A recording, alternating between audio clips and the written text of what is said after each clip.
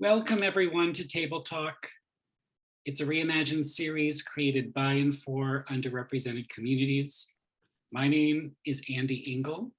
I'm senior programmer at Reimagine. For anyone who needs a visual description, I'm a white cisgender male, glasses, grayish hair, and I have an orange wall behind me. Here's the central question of Table Talk.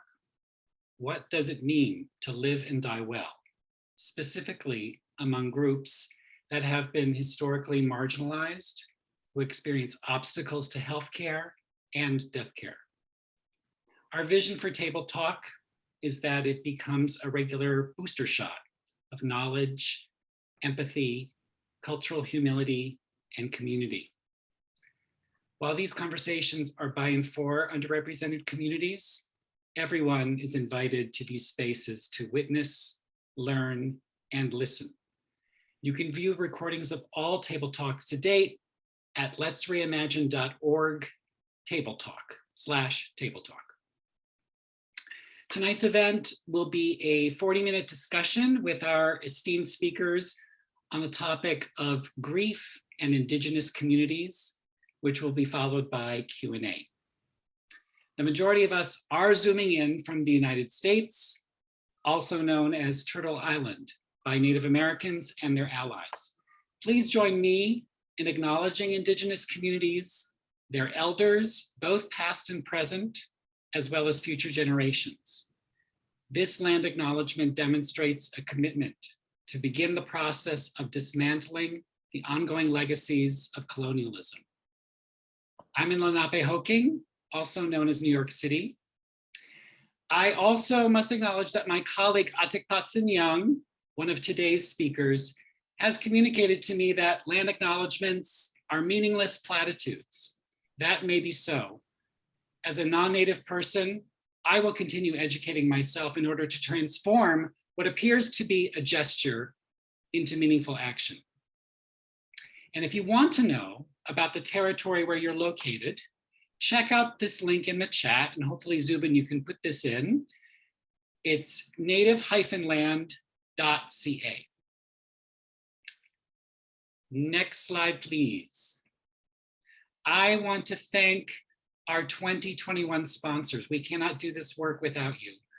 I especially want to highlight the John and Wauna Harmon Foundation for their support of Reimagine's Justice, Equity, Diversity, and Inclusion Initiative, which makes Table Talk possible. I also want to thank Sage and Centerlink for helping to spread the word about these Table Talks this fall. And thank you especially to my colleague Zubin Desai, who's helping out on this Zoom call. Thank you, Zubin. Now we can get rid of our slides. And now I'm going to briefly introduce our speakers. Jeff Lujan descends from Atsehem and Manso people. He is a licensed clinical social worker and educator. He's worked with youth and adults in hospice, trauma-informed care, substance abuse counseling, and more. He has extensive experience in multicultural settings, including Hispanic, sexual minority, Asian, Pacific Islander, and Native American communities. He was formerly a high school teacher who was part of the revival of teaching and learning in Hawaiian. He is also a sacred tattoo artist. Atik Young descends from Henisaro Apache people. He is a consultant, a writer, and a musician. He has served as a health educator, prevention specialist, psychotherapist, mediator, and traditional healer, serving diverse populations. He has worked with the Office of Minority Health, the Bureau of Indian Affairs, US Department of Agriculture, Center for Disease Control, the American Red Cross, and many other organizations. He is the founder of the National Two-Spirit Society with chapters across the US and Canada. He is also the founder of Only One, a non-for-profit dedicated to addressing health disparity issues in Indigenous communities, and Kalmekatslan, a school specializing in Indigenous traditional medicine. Both Jeff and Atik, who I'm getting to know, are complex, fascinating people with a wicked sense of humor. They are healers using different modalities. They are both artists working in different media, and they are activists in pursuit of social justice. Yes, they're native and Two-Spirit. They're Chicano, descended from people south of the Rio Grande. And they are so much more than that. So thank you both for leading this conversation.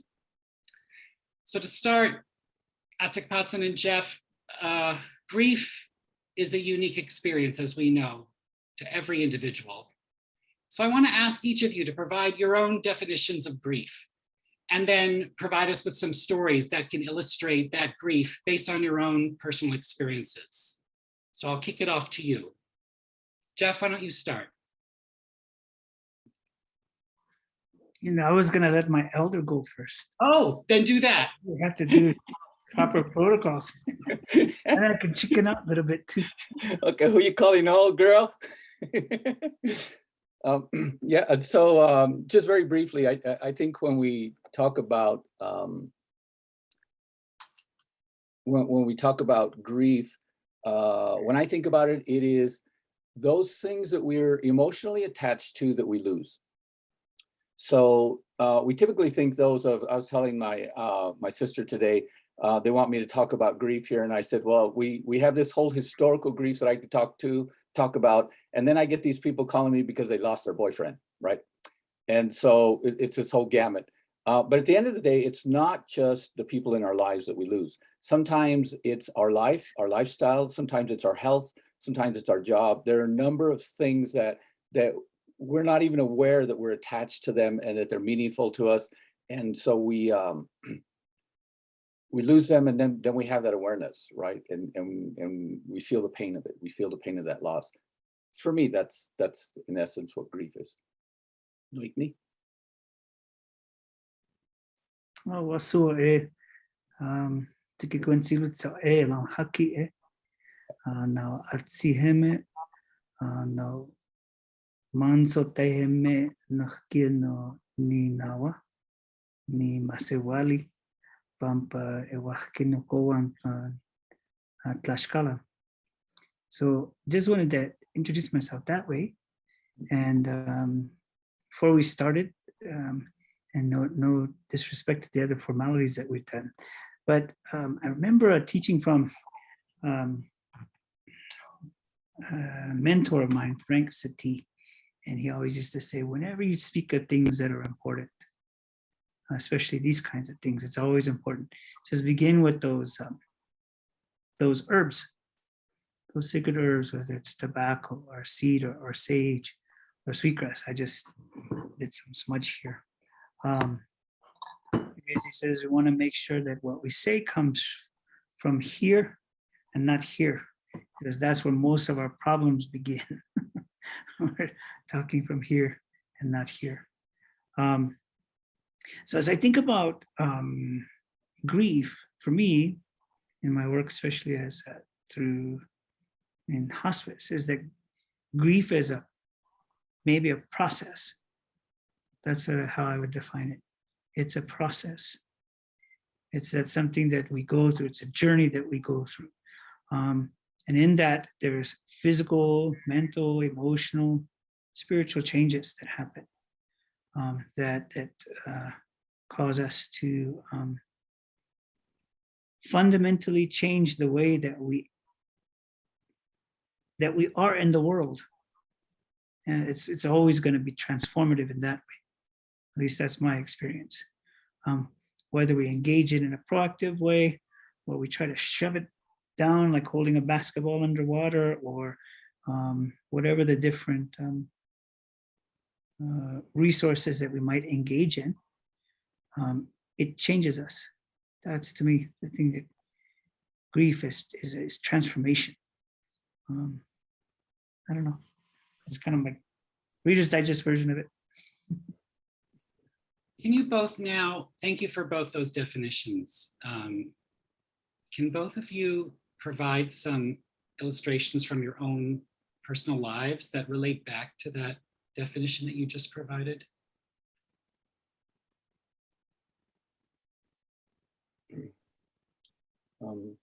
Nipewa. I you know, we're all going through an adjustment period right now with COVID. And I'd like to use that sort of as a springboard to, because we're all feeling some grief from this. All of us, our lives have changed, and we're having to contend with, well, what does this mean for me? And the adjustments I and everyone else has to make around this. But I'm taken back to 30 years ago, a little longer than that, but at about 30 years ago, I started losing a lot of people to AIDS. And it got to a point where I was losing a friend a month. After I lost about 50 people, I stopped counting. That was very, very painful for me. But there's a point at which I remember at one point I got a postcard in the mail, and I'm sitting in my car reading it, and they're telling me another one of my friends died. And I cried. I sat there and I cried and shed some tears. And then pulled myself together and drove off. And then that was like all I had left, right? All these people have died. So many people are dying around me that I had enough resource to cry in the moment, and then just pick myself up, put another brick on that wall around my heart, and then just keep going. And then about 15 years ago, I fell in love, went into a relationship that was destined to end from the first day, but nonetheless, we do these things, right? And when that relationship ended, all the grief that I had been holding on to for almost 20 years now, 15, 20 years, of all these people that had been passing, it had all collected in my heart. And because I fell in love, it opened up that wall. And now I was very vulnerable. And so when that relationship ended, I almost didn't want to be here anymore. I almost didn't want to be here. And were it not for the friends that I have that came over, spent the night with me, held me through the night, I wouldn't be here. And so grief can be overwhelming. I mean, this was very, very painful for me. And I'm not just crying the love that I just lost, but I'm crying for all these people that I have lost over the course of, more than a decade now. It can be very heavy. It's very heavy. It's very difficult. It is a process and a transformation that we go through. But yeah, that's what comes to mind as you ask that question. I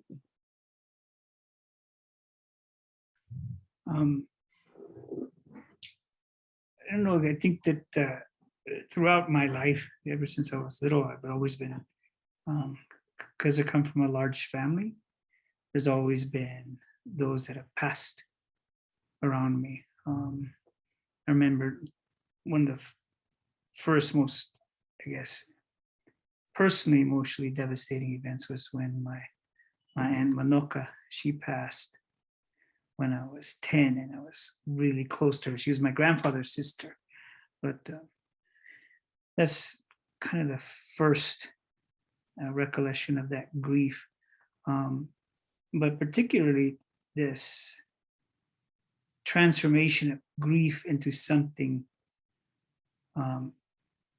that became medicine was occurred in this period between 2007, no, 2008 and 2009, right in there. And it started 2007, but during that time, there was a period of time where 15 people within my family, a circle of friends and family, passed away. And both of my grandfathers passed during that time, and my dad's second wife passed during that time. A number of my uncles passed during that time. Some very close friends of mine are living in Hawaii passed at that time. Number of mentors. And it got to the point where I had a friend who was working in hospice. He was a counselor. And I called him at first and said, hey, what the heck is this about? Why are they giving my auntie morphine? I thought that's only like when you're about to die, because I only knew about morphine's use from watching John Wayne movies, right? War movies. And because these deaths were happening so frequently, we just made a monthly coffee meetup just to talk about things. And he kind of helped me work through some things that I was facing as the next person. And then after this, the second grandfather of mine passed away, he asked me, he says, with all that you've been through, have you ever thought about maybe being a hospice counselor? Then the light went on. That this time that I had been through and all of these losses, instead of just being a crappy period of my life, that I leveraged that experience to help other people. He and I talked about it for a little while and took some more reflection, ceremony, and prayer to come to that conclusion. But it's definitely been of benefit for me, not only in the work that I do now to help other people, but the way that it's also helped me on my own journey. More recently, there was in 2014 another 5 people that between February and November that had passed, including my cousin, who I took care of when she was in the last stages of her life, dying from metastatic ovarian cancer. And again, it took its toll, this time in the form of blood clots. I developed blood clots in my leg and pulmonary emboli in both lungs. But again, it taught me about how it was really important, even though I had become, I guess, sophisticated up here and understanding now, having done all this work with hospice and understanding the dying process and what was going to happen for my cousin. But I hadn't become as sophisticated in how to handle what was going on in here. And that was another shift in which that grief taught me how to take care of myself better and gave me that life lesson. And so now that's something I also share with the people I work with, through my work at hospice. That whole idea of how we contend with grief. I think that a lot of times in our families, what happens is, rather than admit that someone's dying when someone's very sick, there's a tendency to just go into a place of denial and to not deal with it.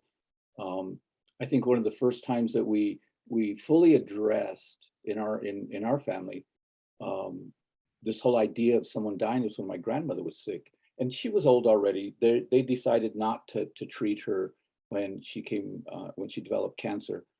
But I remember all of us going to visit her. She was living in Kansas, and my gay cousin was taking care of her. And she's laying in the bed, and we went to visit her, and I did something that we call a limpia, which is a cleansing. We had the whole family there, did a cleansing with flowers, used smoke, did this whole ritual. And we gave everyone, we held hands and we held her hand and we were in a circle, and we gave everybody an opportunity to say to her what they needed to say.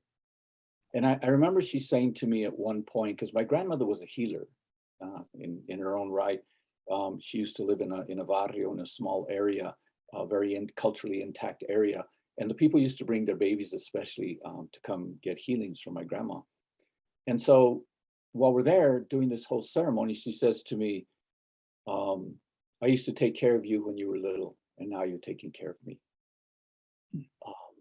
And so that was reassuring, that felt good, but at the same time was an opportunity for the family to say what they needed to say as an acknowledgement of this is the point when we need to say these things, so we don't carry this, because so often people carry anger or grief or unsaid things or whatever. They have some idea about what they've lost by losing someone and not communicating to them before they pass. So I imagine you come across a lot of this in your work. Yeah, finding ways, one of the things that I really appreciate from, I guess, traditional ceremony and is that opportunity or the importance of being able to do something to move grief through you. That's what I hadn't been doing when I was taking care of my cousin. It was back to back with those 4 other friends that I had lost, starting in February, and lots of travel. But then for those last couple of months, just taking care of her, sitting with her, getting stuck up here and not processing it through here. So that grief got stuck in my body and manifested in stuck blood clots in my leg. I had a DVT that went from my ankle to my inner thigh, and then that was breaking up and putting pulmonary emboli in both lungs. And so in reflection in how I wasn't attending to that is that, so many people told me, it's like, just go to ceremony. You should just gotten a sweat for yourself or something like that, But where I was just focusing on taking care of her, right, in her home. I was just hoping that, somebody would come by and bring me a Starbucks coffee, because she just had terrible U-Ban. It wasn't even good coffee. But, I was just focused on those kind of day-to-day things. I wasn't taking care of myself. And what I've found is, or as I looked across different cultures that I had, been around, is that all of those ceremonies, those traditional ways, there's things that you say, there's things that you do, there's things that you smell, there's things that you hear, there's all the senses are involved.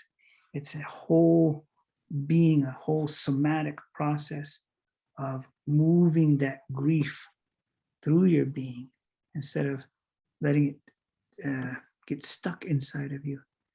And it's from that experience, my own experience, and that gives me that opportunity to tell other people. I tell them, this is my soapbox, because I screwed up. I almost killed myself, not taking care of myself in this way. So I explained to them the importance of doing those things, tapping into those ceremonies, those processes, those rituals. And for some, it might even be just as simple as, while they're taking care of their loved one, going to get a pedicure once a week. Remember, this one lady asked me, she goes, how's that going to help my husband? I said, it's not going to do a darn thing for your husband. That's what our nurse is there for. But while she's there for that 1 hour, take care of your husband, go take care of yourself. And they're massaging your feet and putting the hot wax and all that kind of stuff. Just take care of yourself, because when you come home, the challenges are still going to be there. Still going to be there, but you're just taking the pressure cooker, the lid off the pressure cooker just a little bit, just so that you have that strength, for herself to move through it. But that's what I really come to appreciate. I know that the topic, as he was asking about what might be Indigenous ways of dealing with this, is that pretty consistently I see that, one, that grief is a transformative process, and that there's those ceremonies or rituals or whatever are there to help us move through it and to transform that grieving. I spent, as you know, learning to be a curandero, a healer. I spent a lot of time with different traditional communities, and I get to see how these different communities deal with grief afterwards. And I think one of the things that's prevalent is sometimes people just aren't ready to let go. And I know that in the Lakota communities, one of the things that they do, and Foolscrow talks about this in his books, but what they'll do is something they call keeping of the spirit.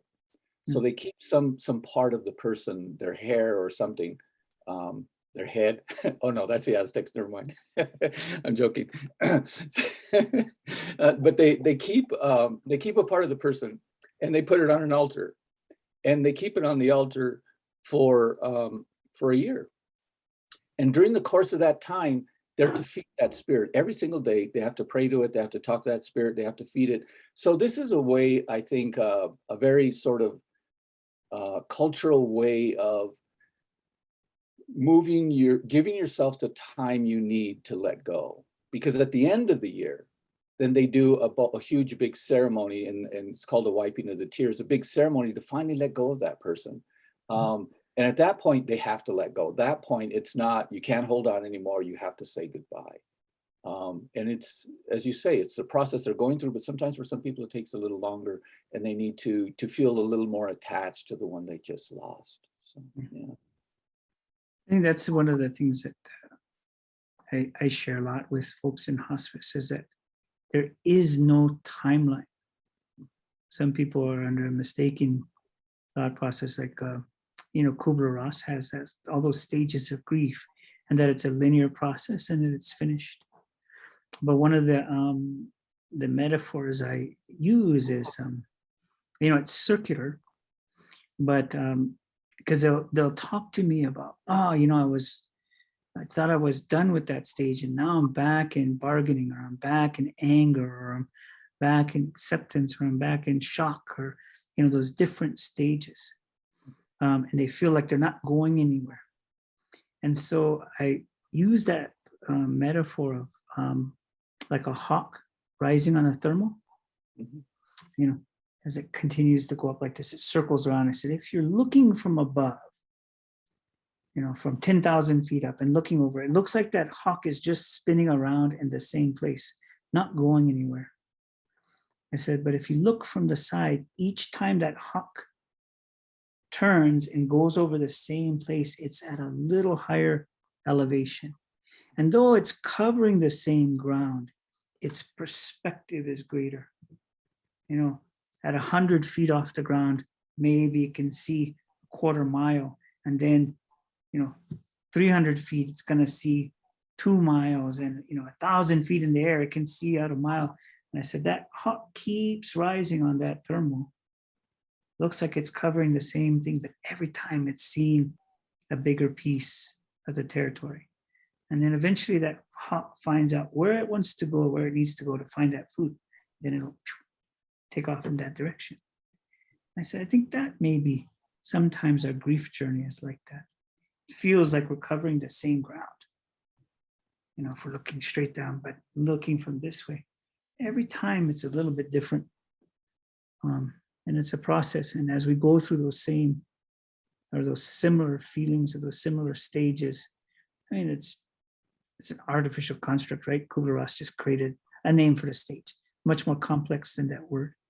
But as we go through some of those feelings again, I think our perspectives tend to change. We grow a little bit from it, and we see a little bit more of the world. I had a chance to meet Elizabeth Kubler-Ross. I was working for AIDS Medicine and Miracles. We used to put on an annual conference targeting people that were living with HIV.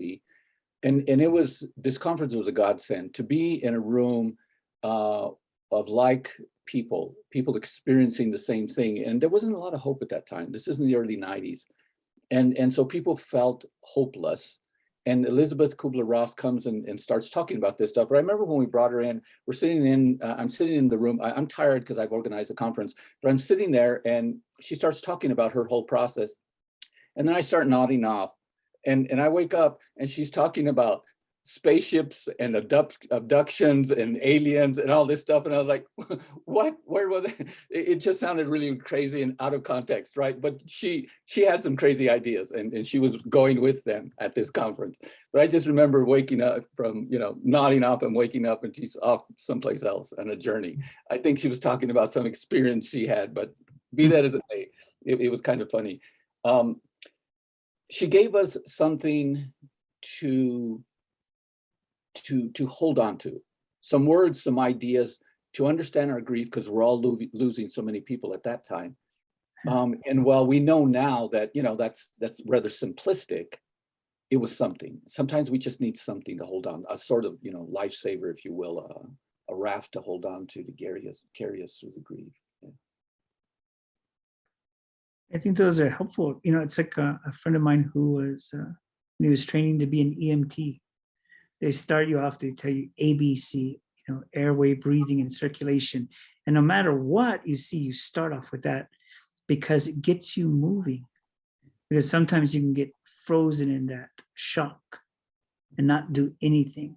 But at least if you do something, then it breaks you past that shock stage of immobility. And once you start doing something, then now you can continue to process. I think even just those ceremonies or those concepts help get us unstuck, because it can be. I mean, that's you know, that fight, flight. It's the freeze and hide that sometimes we get stuck into when we're so overwhelmed. There's nothing to push back against or no way to run from it. And then that's, you know, that kind of, I guess, mammalian behavior of when the threat is too great to fight against and too fast to run from, that we freeze. And sometimes emotionally we freeze and get stuck in those places. Yeah. So these things, these concepts, these ceremonies, these processes can help us get out of the freeze, start to move again.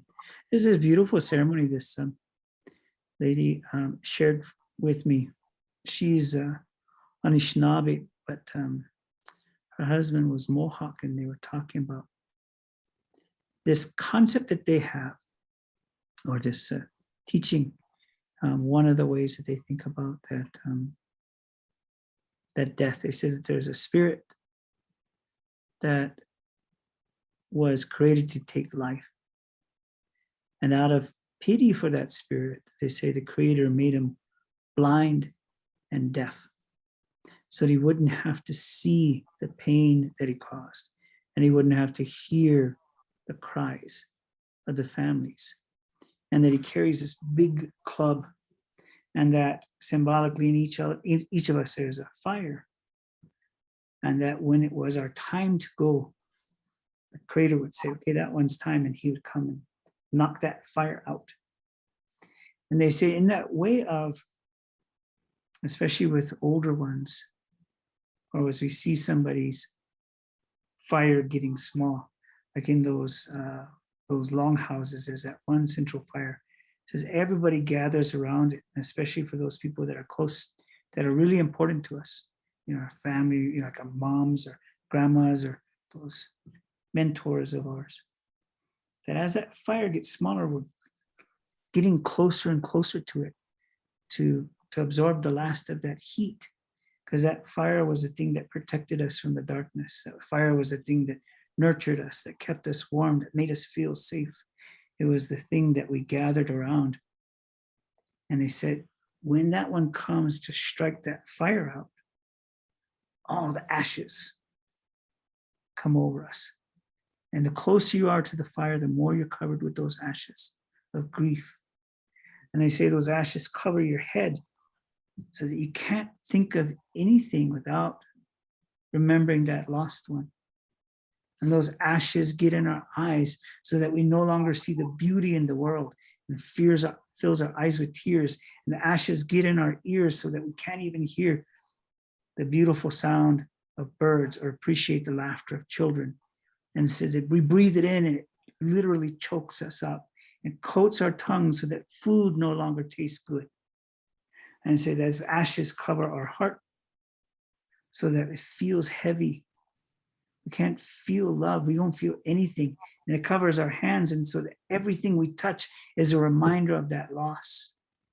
And they say it covers our legs so that it feels numb, like we're not even walking on the earth.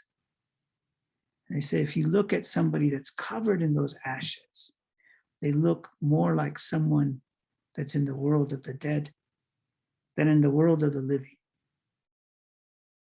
And they use that as that metaphor of what grief feels like. And they do that wiping ceremony too. And as they wipe, when it's that time to wipe away those ashes of grief, they're actually saying those words. You know, we're wiping that from your mind. Remember those of us here in the world of the living, and they wipe the eyes so you can see the beauty that's here with us in the world of the living, and they wipe their ears so that you remember to listen to the beautiful sounds of the children laughing and the birds chirping. And they make a cup of water and you drink that so that food will taste good again. And they keep saying that, repeating, to be here with us in the world of the living. But I find that was such a beautiful way of, one,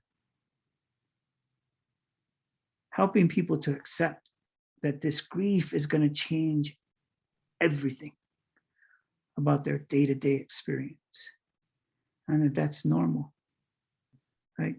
Because I think that's the other thing, people, especially in our modern fast-paced society, right?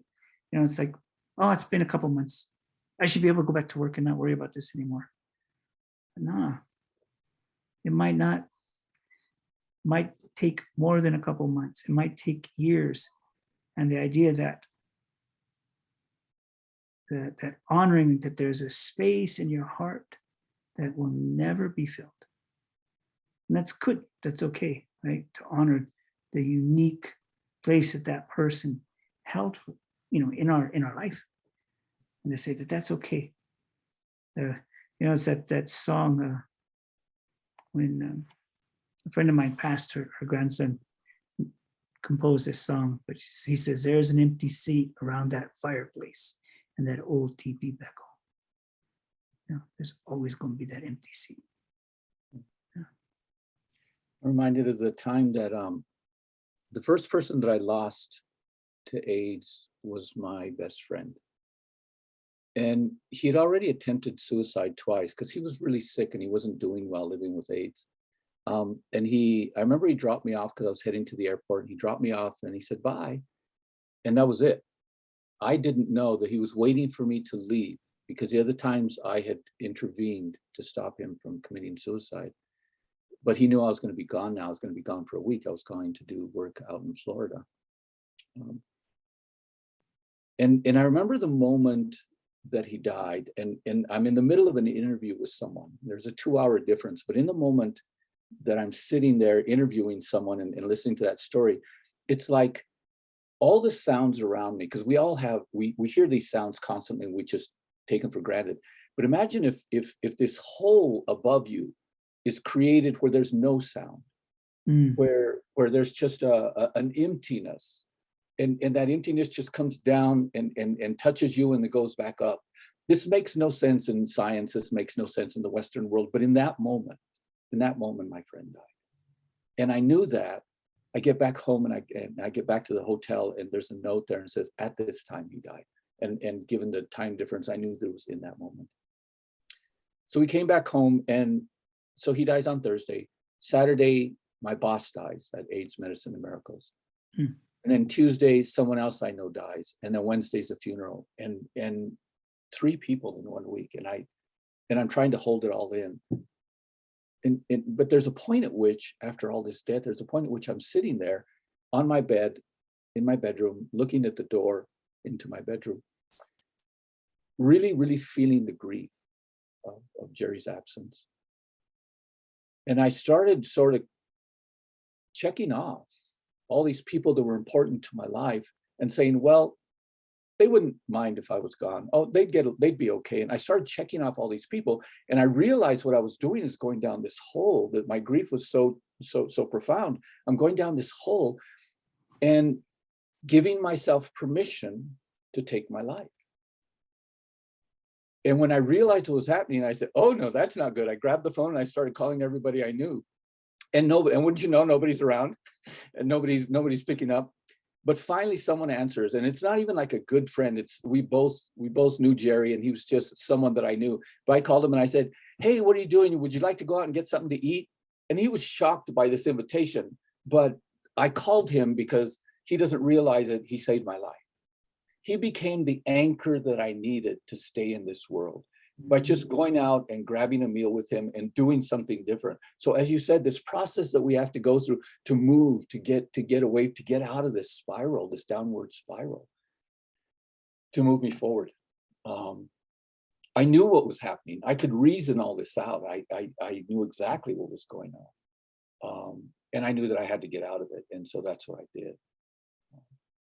But that was the beginning. That was just the first big death. And then after that, death after death after death every month. So yeah, it's impactful and it's heavy. And the rituals and ceremonies that we do, the purpose is to pull us through and anchor us in this world of being alive, right? So that we don't get carried off. You know, for Apache and Navajo people, there's this fear. You don't want to be in the same room when someone dies, because their spirit leaves, and when their spirit leaves, it can take you with them. It can make you sick. And so, and in the old days, what they do, if someone died, the little space they died in, their hogan or their house or whatever it was, they just lock it up, burn it down, and that was it. It's like you didn't want to deal with death. You know, for Apache and Navajo people, it's like, we don't want to deal with death at all. We'll just leave it alone. And it's because there's an awareness there, I think, of how profoundly we can be pulled toward that if we don't anchor ourselves here. And that was one of their big fears. So yeah, I see that in a lot of traditions, that awareness, that during that time when that doorway is open and someone is moving through, that it's easy to follow. And I see it a lot in my work and hospice. I mean, it's not uncommon, especially for people that have been married for 40, 50, 60 years, that shortly after one goes, the other one goes. And it's and in retrospect, when I was telling you about my own, when I got those blood clots with my cousin was my best friend. She and I were like this since little kids. And she was my best friend my whole life, moving around the world and all the different things I'd done. She was my constant. And so when she left, I mean, that was a heavy, heavy grief, even just the process of being with her up until that moment. So when I came back from her funeral, that's when they figured out I had those blood clots. But it was like that door had opened, and my grief was right there. I was, as she step by step, which was an eye opener for me, because I'd already been doing hospice for 6-7 years at that time. I thought I was pretty sophisticated at this stuff. And I still had lots to learn. But so that's something that I know for me, that I bring awareness to the people that I'm working with. Is being very conscious, especially for the caregivers, of helping them to connect and asking them before that time, who's your support system when this day comes? Who are you going to call? Who's that person that no matter how late it is at night, that when you pick up the phone, they're going to answer? And talk to them. Help them to know that that's going to come, that you may call them that way. So that when they see the number, that they do pick up, that you're going to need it. But helping them to start to connect with that in a very tangible way, and even sometimes facilitating those conversations. And say, okay, yeah, she talked to you, right? About this, and then for them to hear that person tell me, confirm, yeah, I'm there. They can call me. I'm going to be there. I'll pick up that phone. I'll come over for a visit or whatever it is. But that's, part of those traditional ways, right? The other thing that's interesting, I think as I was thinking about, I was telling Andy, even that the title of this talk, Indigenous ways or Native American ways, that kind of thing. It's like, wow, feel kind of want to put a disclosure out there. There's there's over 500 federally recognized communities, and even with any individual community, there's no agreement within any one community of what is the best way or the appropriate way or the traditional way of dealing with, with the end of life and all of that, for certain. So these are just some things I picked up my journey along the way. But one of the things that I appreciate is that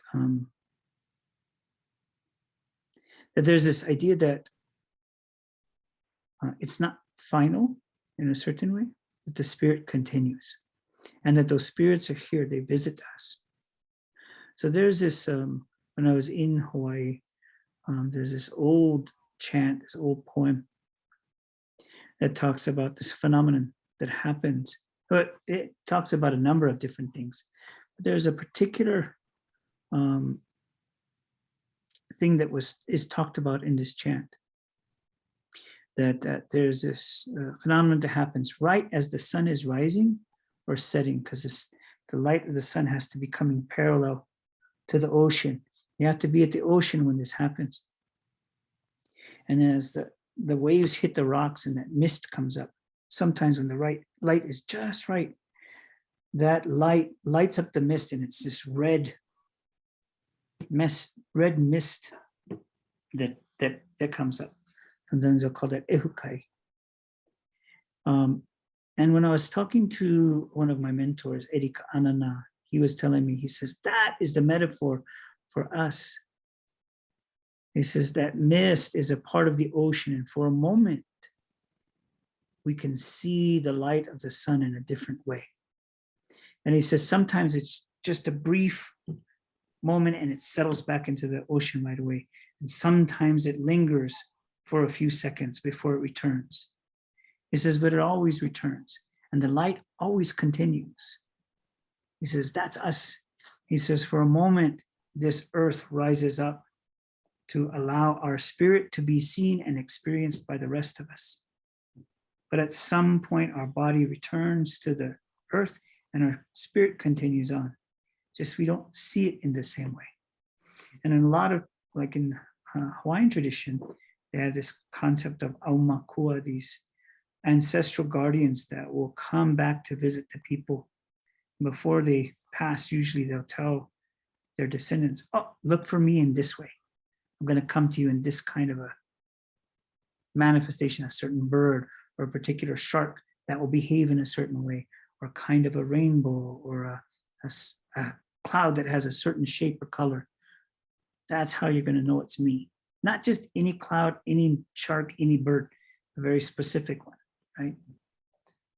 And that within other traditions, especially desert traditions, that sometimes when that life-giving rain comes, or that light first snow comes, those are our ancestors visiting us because they're bringing us that life. Or that, the ancestors will be seen in different ways. That the idea that those that have passed are always around us.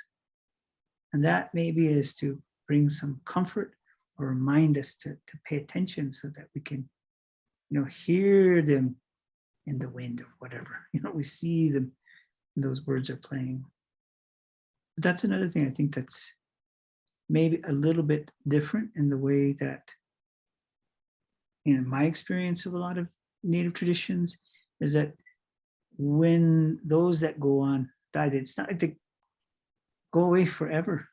And then even within, in the Southwest and down in Mexico around in the Micailhuitl, right, the Day of the Dead, that, in Jemez Pueblo all the way down to Zacatecas to Mexico City to Michoacan, on that day, people go to the cemeteries and they feast with those that have gone on.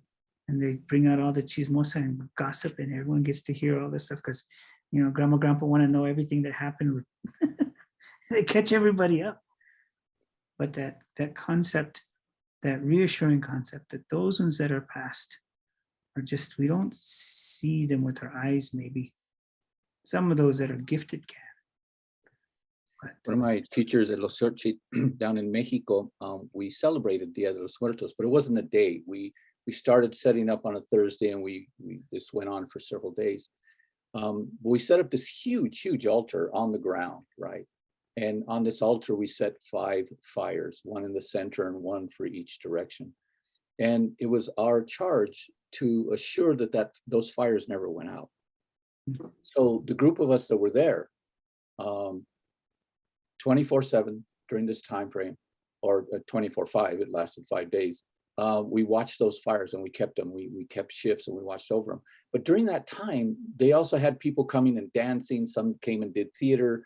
Some came and did some singing. Some told poetry. But my teacher told stories, and she told a lot of stories around this relationship to death that we have. But I remember her saying a couple of things. And one of them, she says, she says, in the old days, there were 3 ways they would bury people. She says, when someone was really, really good, they'd bury them in these huge earthen jars. And they'd put them in these jars and bury them because then their body would decompose very slowly. And all that goodness that they were, that we knew them for, would continue to come up and sort of bless the people with it, and that goodness would continue. She said, for most people who were just average people, she said, they would just wrap them in these grass mats. Yeah, the grass mats. They'd wrap them in the grass mats and they would just bury them like that. And they would just decompose at a regular pace. But there were some people that weren't necessarily so good. And those people, what they would do is they cremate them. And they cremate them so that negative energy wouldn't continue to live in this world.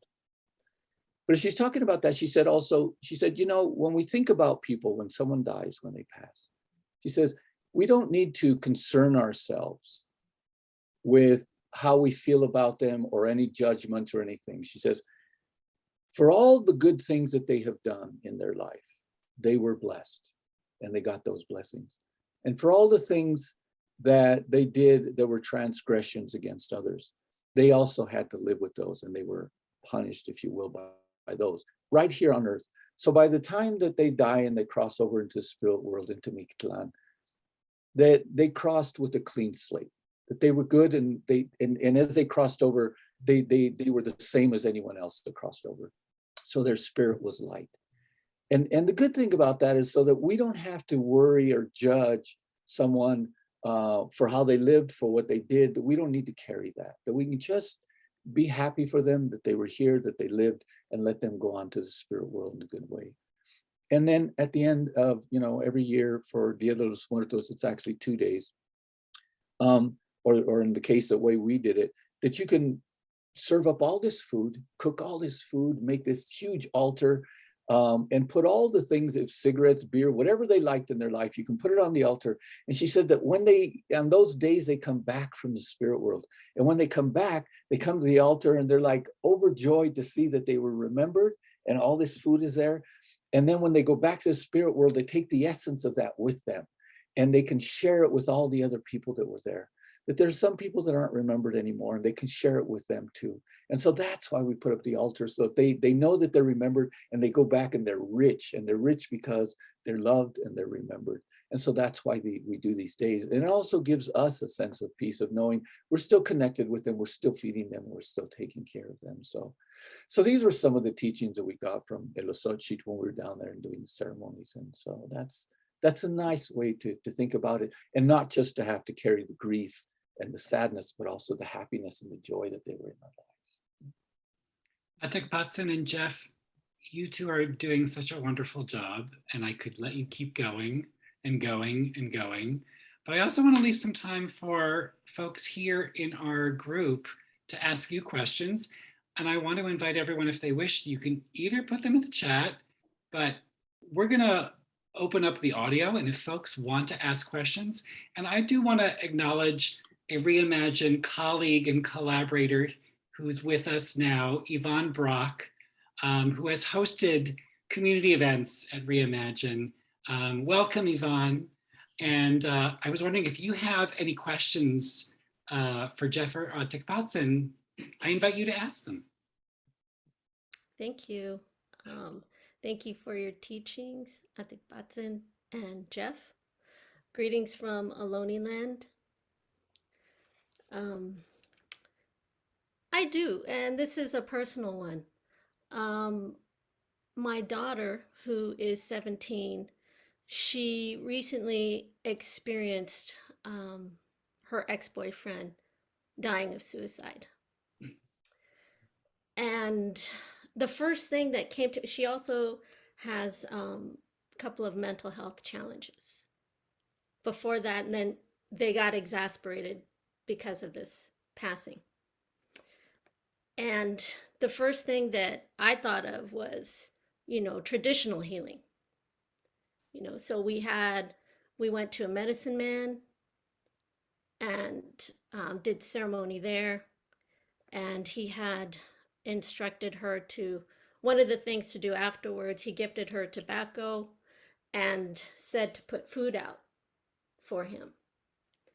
And she could not do that.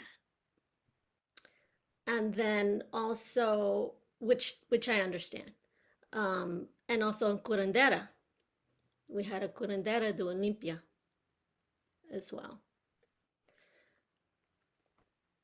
And I mean, it felt good to her to connect culturally, but it didn't really feed her soul, let's say. And I'm just, if you can offer any gifts in terms of, as a mother, how to support her through this grief process. Thank you. You know what, there are two things that come to mind for me. And one is, it's important to remember that the grieving process is very individualistic. And the question to ask your daughter is, what would you like to do? And use it in this way, frame it in this way. What would you like to do to remember this person that you love so much? This person, whatever the person's name is. What would you like to do to remember them? And you're going to use the word remember rather than say goodbye, right? What would you like to do to remember them? How would you like to honor them? And let her come up with the ceremony that she needs and just make it happen, right? She may not feel enough of a connection to a medicine man or a curandera to help her. The others, it's probably still really fresh in her heart and she's suffering from it. So I would say the process, when she's ready for the process, then you do what she needs to do. And maybe there's something special. Maybe it's write something on a paper and burn it, or whatever she needs to do, that let her come up with a way to do that, or where she needs to go. If there's some place special she needs to visit, let it be important and meaningful for her. That's one. The second part that is a caution, and this caution is when this happens, and when I felt like the door was open and that suicide was a viable option for me. Therapy is not going to help. Drugs are not going to help. There's one thing that will help. Just hold them. Just hold that individual. Just hold your daughter. And maybe she doesn't want you to hold her, but someone needs to hold her, and just hold her. And as she's crying, and there's nothing you can do, there's nothing you could say, so let that go. Just hold her and anchor her back into this world. That's about all you can do in my experience. All the rest of the stuff is stuff we get caught up in our heads in. At the end of the day, it's hold that person and keep them here. And then when they're ready, a ceremony that's meaningful for them to say their goodbyes. That's what they're going to do. That's not the language you would use, but that's what you're going to do. So. Thank you. Whitney?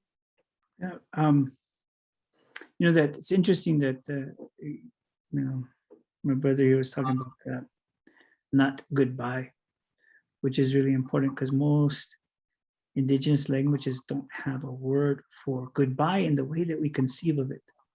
But one of the things, in those,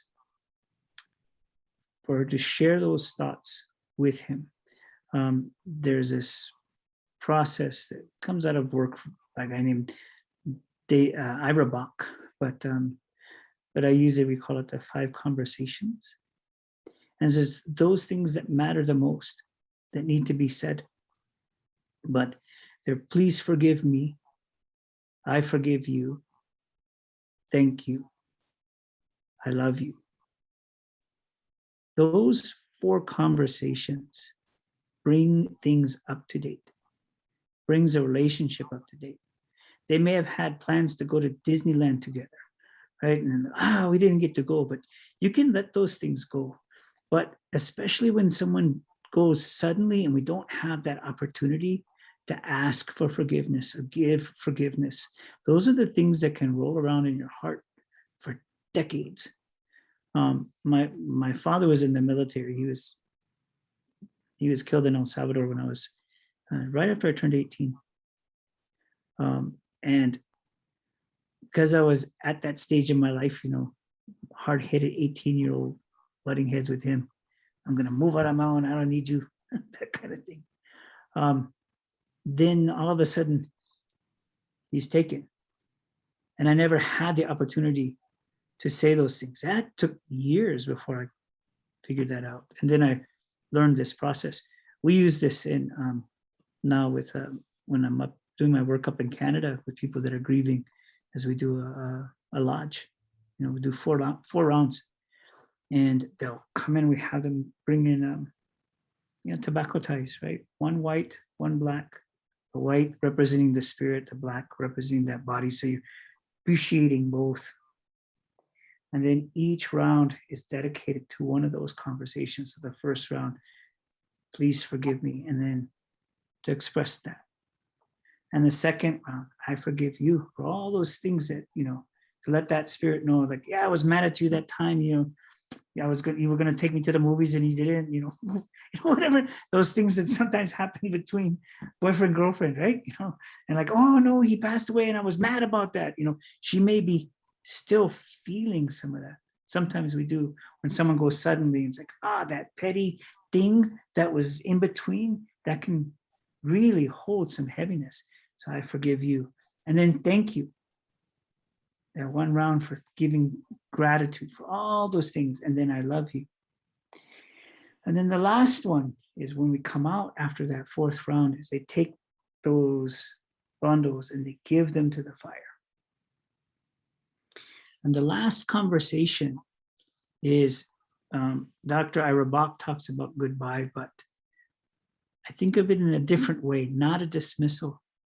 One of the times when I was going down to the Kickapoo Nation School, because I was doing an in-service for the teachers there, because there's a lot of kids that had become like this dominoes of suicides.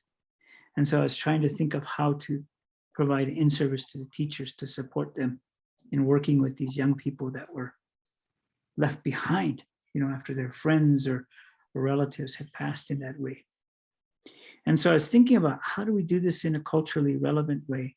And I looked into the English etymology of the word goodbye. And one of the sources that I saw, one that I like to hang on to, was that back in the 1300s, when one of the plagues was going through Europe and all these people were dying, that the Pope made an edict that upon departure, all good Christians should give a blessing to each other, right? And remnants of that persist in some of the Romance languages. In French, they say adieu until God. In Spanish, we say adios or vaya con Dios, right? In English, they said it used to be God be with ye.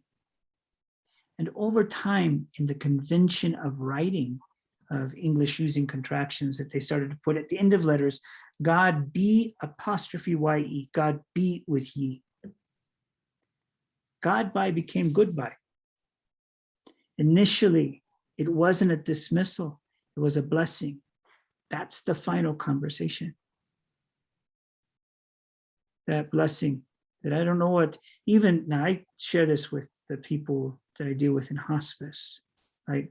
And to facilitate these conversations while their loved one's still here with us, it's tends to be more mutually reciprocal and healing that way. But even when they're not, with a family that was a young mother, she had 3 girls from age 6 to 15. And then afterwards, especially the teenagers, they really went through some anger because their mom, part of how they felt was that their mom is abandoning them. They were angry about that, but then they were also feeling guilty, right? Because their mom died, but then they're angry and they're beating themselves up for feeling guilty. So we facilitated this little ceremony, and we had each of them write a letter, right? All of those 5 conversations, one letter at a time, just each one like that. And then the youngest one, the little 6-year-old, she did 5 pictures representing those conversations. And then with her dad, they went out in the backyard because they had a yard with a little stream next to it. They lit a fire. And then each of them, including the father, read those letters. And as they read each letter, they put it into the fire. And then the little girl, the youngest, as she described that picture, what the picture meant to her, she put it into the fire. And then they took the ashes from that fire afterwards and they put it in the stream and let it go. It's just a way to facilitate that. So in whatever way she finds that way to say, it's maybe not goodbye. Maybe it's that blessing. That I don't know what happened, but wherever you're at, whatever state of being you are, ask those that the universe looks after you. You know, and that's something I share with people to keep those conversations current with anybody that's important in your life, right? Because we never know, right? I mean, I could drive out on Academy Boulevard here in Colorado Springs and crazy drivers, man, somebody gonna run a red light and smash me. But at least if I keep those conversations current with all the people I care about, then they or I won't have that regret of not having said those important things that matter the most. Thank you, Latsukamati Amateo. Ashton. You've shared so much wisdom on responses to grief personally, but I do want to ask both of you about collective grief. There is this holiday approaching, and I would love to hear from you how currently and in the past you've navigated that type of grief.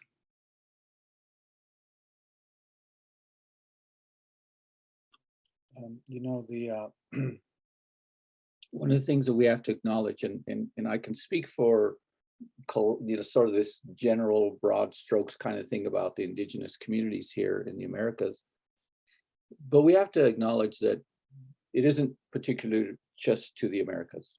The colonization has happened around the world, and a lot of people over the last 500 years have experienced much the same. The genocide, you know, the community that I come from, the reason we're called Genizaros, it's a term that was given to us. The Spaniards, in all their wisdom, decided to create well over 25 different castes or categorizations. They're categorizations of race is what they are. But one of them was the Genizaro, and these are indigenous people that were taken out of their homes. They were stolen, captured, sold in the slave markets, and enslaved. As they become adults, then they're released, right? So my ancestors were slaves, but my ancestors were also slave owners. So there's that mix of both. And all of that's all through the Southwest here in New Mexico and down into Mexico. That's what they introduced when they came up and colonized this area. And so there's a lot of grief around losing your children, losing your family, being enslaved, having your life taken away, and then the deaths that happen around those. And then the second colonization comes in from the English speakers, and we now have to contend with the massacres that happened, right? The genocide. And so there's a lot of grief there. This is historical, it's in our DNA. And so when we see some things like police using dogs on us, or are people getting shot in the streets just because of the color of their skin, when we see these things, all that brings it back up.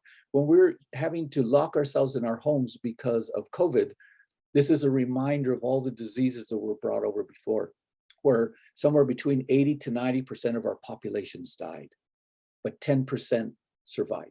And we are those 10% that survived, the descendants of those. So there's a lot of grief there about a lot of things, right? And the injustices that continue. When we contend with racism, we contend with the lateral violence within our indigenous communities. When we have all these things that we have to contend with, then when something happens, it's a reintroduction or a reminder or a trigger for that grief that always lives there. And it's heavy grief, it's heavy grief. But we need to remember also that in addition to our grief and our suffering, we've also survived.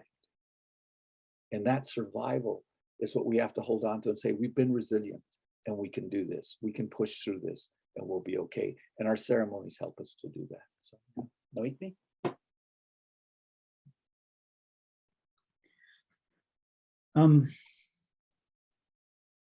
Something that David had shared earlier about just holding on to someone, right? You know, hugging them through that grief. In the conversation that he and I had some time ago, he talked about that healing happens within the context of community. And maybe that through this, you know, in gatherings or community, to share these 5 conversations, if nothing else, right? You know, it's powerful. It can really be powerful. I mean, I've seen amazing things happen within families. It's interesting because it tends to be automatically reflexive, right? Somebody's telling you, hey, you know, I'm really sorry about whatever I did. You know, it's hard for you to be involved in something and hear that and not think about like, yeah, I was a little bit of a shit on that one too. So maybe I had added to it, right? And not for, so even if it doesn't come out, it's happening inside. But that communal process of that doing something together, or if you're remembering those that have gone on within your circle, if it's a circle of friends or family and you've lost people during this time of COVID, communally doing that and sharing those things that you want to say to those people. Now, one thing that else I've learned from my brother is that can't put time limits on these kinds of processes. So it's not like, okay, well, we're going to eat in 15 minutes. So everybody go around the table and do the 5 conversations. There's lots that have to come out, right? Sometimes, and it's not gonna, you're not gonna be able to get it done in 15 minutes. So it's creating space and time to let those things come up, because especially when you go through these ones, or you're going through that, you want to facilitate that grieving. You want to allow those space to have those tears come. We do a ceremony at this up in Canada around grieving, in which each person comes and they bring those bundles, and we ask them to have those conversations with it during one round where the men are singing, and then one by one they come up to us and they offer it to us, and we just ask what's their. They'll say, "Oh, this is from my cousin, and she was really wonderful." Blah blah blah. Say all this stuff, and then I'll say, "What was her name?" Many times when the name is spoken, then the tears come, because they need that release. It becomes a way for the whole community to share. And there's, I guess, community permission for the grief, for the tears. That needs to be that safe place, right? And if we can create that safe place where the community comes, you know, every year we do this at the Sundance, and everyone's coming in, bringing those cloths for those ones that have passed, and everybody grieves together, and it's powerful. Some people think like, God, isn't that depressing? You know, but it's healing. It's really healing. You know, as all those tears come, it heals, and everybody's, you know, supportive of each other, and it's yeah, that, I mean, I don't know if that helps, but that's something I think about as a format. You know, my GS says that we hold these emotions inside and they become toxic. But when we cry, we release them, and there's some science to that now. And so as we release that, then we don't have to carry it anymore. And the other thing I would say about being in a group and people crying is that, you know, we have to check ourselves. There's nothing you need to do. When someone's crying, there's nothing you need to do. Just let them cry. And if they feel comfortable with you holding them, you can hold them. If you feel comfortable holding each other, or if you need to be held, reach out to someone. But people's tendency is twofold. One is, oh, I want to stop them from crying, so I want to do something for them. And the other is, I really feel uncomfortable right now, right? We need to check ourselves and just be. just be present. There's nothing we need to do. So yeah. Mhm. Folks, it's 9:15. I want to honor the time we have, but I don't want to say goodbye. I want to say vaya con Dios. I want to say God bless both of you, Jeff and Atikpatsin. Thank you all for joining us this evening. This was very special. I'm so full of gratitude for both of you. Thank you so much. What else can I say? If you're curious about learning more about Table Talk, we have the recordings on a page that we have that I can put in the chat. It's letsreimagine.org. Table Talk. This recording will eventually go up there, and it will also go to our Vimeo library, and we'll be sending it out to all of you as a follow-up so you can share it with your loved ones. And what else? Yeah, that's it. Atikpatsin and Jeff, do you want to have any last words for all of us? Just thank you. Thank you for this opportunity. I wish you all well. The good spirits travel with you. Always walk with you. Good night, everyone. Thank you.